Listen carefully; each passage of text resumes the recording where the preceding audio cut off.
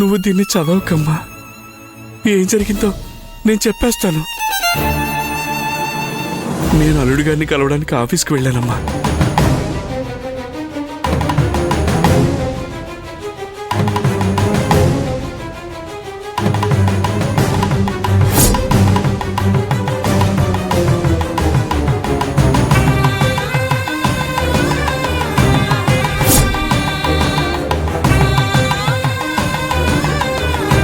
అల్లుడి గారు నా పరిస్థితిలో చూసి ఆ క్షణం నేను మానసికంగా చచ్చిపోయానమ్మా. గర్వంగా తలెత్తుకొని తిరగాల్సిన నా అల్లుడు ఇలా అందరి ముందు ఆ ఫైనాన్సర్ కాళ్ళు పట్టుకొని అవమానింపబడ్డం చూడలేక నా పరువు కాపాడటానికి అల్లుడి గారు చేసిన అప్పుని ఎలాగైనా తీర్చాలని నిర్ణయించుకొని నేను నేరుగా ఇంటికొచ్చాను. ఇంటికొచ్చి స్థలం పత్రాలు ఇమ్మని మీ అమ్మని బ్రతిమలాడుకున్నాను, వేడుకున్నాను. కానీ ఆ రాక్షసి మనసు కరగలేదు. ఇవ్వను కాక ఇవ్వనని తెగేసి చెప్పేసిందమ్మా. అల్లుడి గారికి ఎలా సాయం చేయాలో అర్థం కాక రేపటి నుంచి అల్లుడి గారి మొహం ఎలా చూడాలో తెలియక వేరే దారి లేక నాన్న ఇలా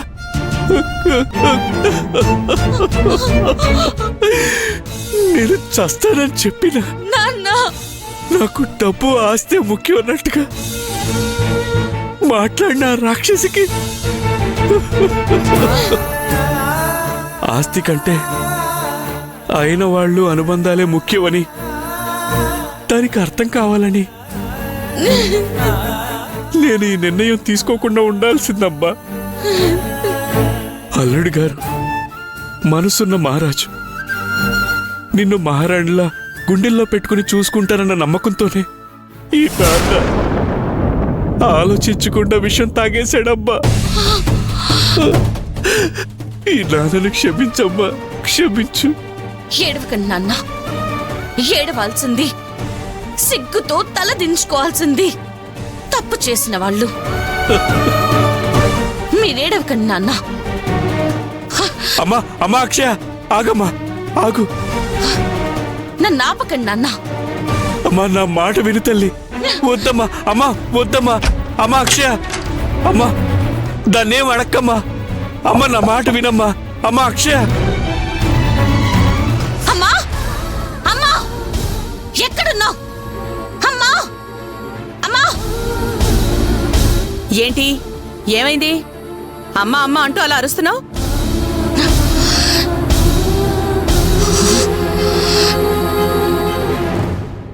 ఏంటే కొరిచేసేలా వచ్చి కామ్గా చూస్తున్నావు? మరి ఎవరో తెలియని మనిషిని చూసినట్టు అలా కొత్తగా చూస్తున్నావు? అవును, ఈ రోజు నిన్ను కొత్తగా చూస్తున్నా. ఏంటే ఏం మాట్లాడుతున్నావు నువ్వు? నీకు స్థలం పత్రాలు ఎక్కువని నాకు తెలుసు, కానీ మా నాన్న ప్రాణాల కంటే అవే ఎక్కువని నేను అనుకోలేదు. ఏ నువ్వేం మాట్లాడుతున్నావో నాకు అర్థం కావడం లేదు. నటించకు.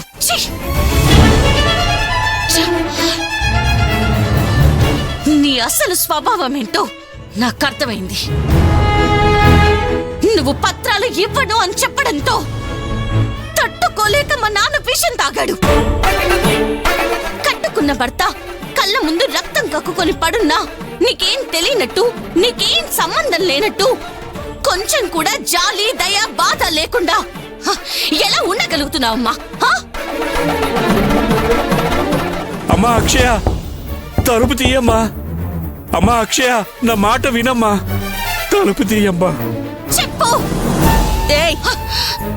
ఏంటే ఏంటే గొంతు చించుకుని అరుస్తున్నావు? పెళ్లి చేసుకుని గడప దాటగానే నన్ను ఎదిరించేంత ధైర్యం వచ్చేసిందా నీకు? గడప దాటినా దాటకపోయినా ఇలాంటి పరిస్థితి ఎదురైతే నిన్ను ఇలాగే నిలదీసేదాన్ని. మా నాన్న విషం తాగడానికి కారణమైన నీ అంత చూడకుండా చూస్తూ ఊరుకుంటాననుకున్నావా? మీ నాన్న నన్ను చంపేసే రకమే గాని చచ్చే రకం కాదే. ఎలాగైనా నా ఆస్తి పత్రాలను మింగేయడానికి విషం తాగినట్టు నటించాడు. ఎవరు ఎవరు నటించింది? మా నాన్న ఆ? అవును. ఇలా మాట్లాడడానికి నీకు కొంచెం కూడా సిగ్గనిపించట్లేదా? అక్షయ, హాస్పిటల్లో పడుకొని ప్రాణాలతో పోరాడడం చూస్తూనే ఉన్నావు కదా. అయినా కొంచెం కూడా మానవత్వం లేకుండా ఎలా మాట్లాడుతున్నావు? ఆ రాక్షసుతో మాట్లాడుదు నువ్వు. అక్షయ, తలుపు తీయమ్మా. ఏయ్, ఏంటి ఏంటి ఊరుకుంటుంటే ఓ రెచ్చిపోతున్నావు? పాత రోజులన్నీ మర్చిపోయావా? నువ్వు తిన్న దెబ్బలు నీ పెళ్ళయ్యాక అన్నీ మర్చిపోయి ఇలా మాట్లాడుతున్నావా ఏంటి? ఇది నా ఇల్లు. ఇక్కడ నించుని నన్ను ఎదిరించి మాట్లాడే అధికారం నీకు లేదు. నేనేం ఇక్కడ అధికారం చెలాయించడానికి రాలేదు, న్యాయం అడుగుతున్నాను. పాత రోజులు నేను మర్చిపోలేదు. ఈ క్షణం నువ్వు నన్ను కొట్టినా, కారం తినిపించినా నోరు తెరిచి ఒక్క మాట కూడా మాట్లాడను. ఎంత బాధనైనా భరిస్తూ నవ్వుతూ అమ్మా అమ్మా అంటూ నీ చుట్టూ తిరిగేదాన్ని. కానీ మా నాన్న విషయంలో మాత్రం చూస్తూ ఊరుకోను. బుద్ధి చెప్పడానికి ఎంత దూరమైనా వెళ్తాను. చూస్తూ ఊరుకోపోతే నా ఇంట్లోంచి బయటికి నడవే. బయటికి నడు. ఏంటి ఇంకా నిలబడి చూస్తున్నావు? నీ కంటికి నేను వెర్రితనలా కనబడుతున్నానా? నీ మొగుడు చేసిన అప్పుకి నేనెందుకు నా ఆస్తి పత్రాలు ఇవ్వాలి? ఎందుకు ఇవ్వాలి? అమ్మా అక్షయ, అక్షయ, తలుపు తీయమ్మా. నా మొగుడు అప్పు చేసింది ఆయన కోసం కాదు, నీ మొగుడి కోసం, మా నాన్న కోసం. ఆ అప్పు తీర్చి ఆయన గౌరవాన్ని కాపాడాల్సిన బాధ్యత మనకి లేదా? లేదు లేదు, కుదరదు. అంతే. ఇలా చూడు, మీరు చేసిన తప్పులకి అప్పులకి నా ఆస్తి పత్రాలు నేనెందుకు ఇవ్వాలి? నేనివ్వను కాక ఇవ్వను. అక్కడ మా నాన్న చచ్చి బతికాడు. అయినా నరం లేని నాలుక ఎంత కఠినంగా మాట్లాడుతుందంటే, ఒకవేళ మా నాన్నకి జరగరా? అవునే, అవును అవును. మీ నాన్నకి జరగరాంది జరుగునా ఈ తాళిది సవతల పరిస్తానే గాని నా ఆస్తి పత్రాలు ఇచ్చే ప్రసక్తే లేదు. పిన్ని!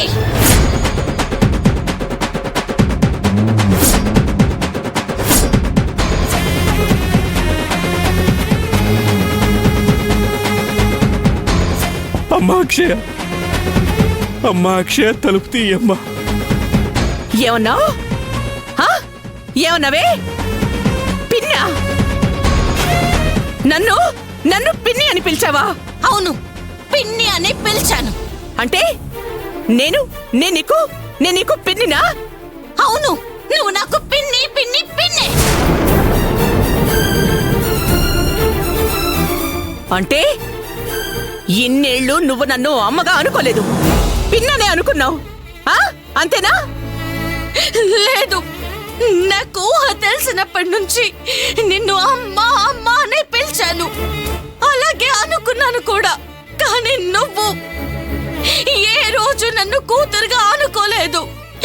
ఇదే నిజం.